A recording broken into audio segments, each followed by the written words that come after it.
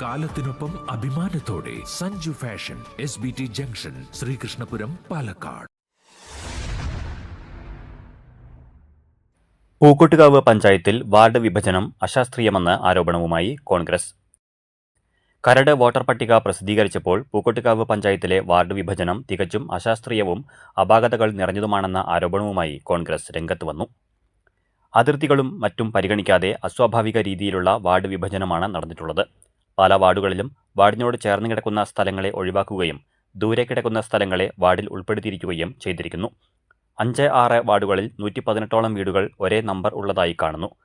6ാം വാർഡിലുള്ള വീടുകൾ 5ാം വാർഡിലും ഉൾപ്പെടുത്തിയിരിക്കുകയാണ്. ഇതുപോലെ മറ്റു വാർഡുകളിലും അപാകതകൾ ഉണ്ടെന്നും രാഷ്ട്രീയ പ്രേരിതമായാണ് പല മാറ്റങ്ങളും സംഭവിച്ചിട്ടുള്ളതെന്നും കോൺഗ്രസ് മണ്ഡലം കമ്മിറ്റി ആരോപിച്ചു. ഇത് സംബന്ധിച്ച് പരാതി നൽകുമെന്നും കളക്ടറേറ്റ് ഇടപെട്ട് അടിയന്തര നടപടികൾ സ്വീകരിക്കണമെന്നും ആവശ്യപ്പെട്ടു.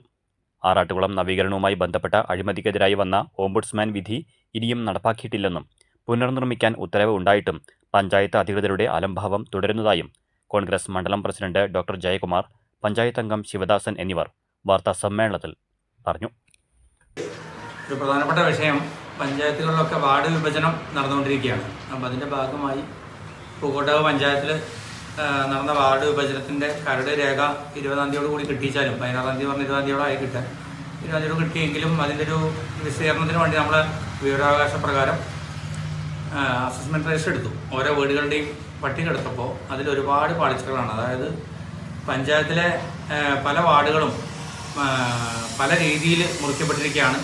ആ മുറിക്കപ്പെട്ടതിലൊക്കെ അപാകതകളുണ്ടെന്ന് മാത്രമല്ല, ഡബിൾ എൻട്രി ആയിട്ട് ഒരു വാർഡിൽ നിലവിൽ ഇവർ കൊടുത്ത അതേ വീടുകൾ തന്നെ മറ്റൊരു വാർഡിലും നിലവിൽ കൊടുത്തിട്ടുണ്ട്. പുതിയ വാർഡിൽ ഒരേ വാർഡിൽ തന്നെയുള്ള മറ്റൊരു ഉദാഹരണം പറയുകയാണെങ്കിൽ 5ാം വാർഡിൽ 6ാം വാർഡിൽ നിന്ന് 380 മുതൽ ഇങ്ങോട്ട് വരുന്നു എന്ന് പറഞ്ഞത് 347 വരെ ഉള്ള വീടുകൾ വരുന്നു എന്നാണ് പറഞ്ഞത്. ആ വീടുകൾ തന്നെ 6ാം വാർഡിൽ വീണ്ടും വരികയാണ്, അതിൻ്റെ പല വീടുകളും.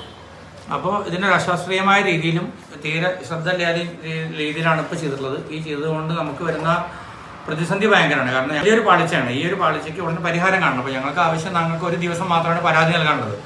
ആ ഒരു ദിവസത്തിൻ്റെ ഉള്ളിൽ ഈ 13 വാർഡിലെയും പ്രശ്നങ്ങൾ കണ്ടെത്തി പരാതി നൽകുക എന്നുള്ളത് അപര്യാപ്തമായ സമയമാണ്. അത് രണ്ടാമത്തെ ഒരു വിഷയം, പഞ്ചായത്തിലെ ആറാട്ടുകുളം പദ്ധതി ഒരു കൊല്ലം മുമ്പ് ആറാട്ടുകുളം പൊളിച്ച് പണിയെടുത്തു. അത് പൊളിഞ്ഞു പോയി. ആ പൊളിഞ്ഞു പോയതിന് ശേഷം ഒരു കൊല്ലത്തിനുള്ള പണി നടക്കാതെ കൊണ്ട് നമ്മൾ ഓംബുഡ്സ്മാന് പരാതി കൊടുത്തു.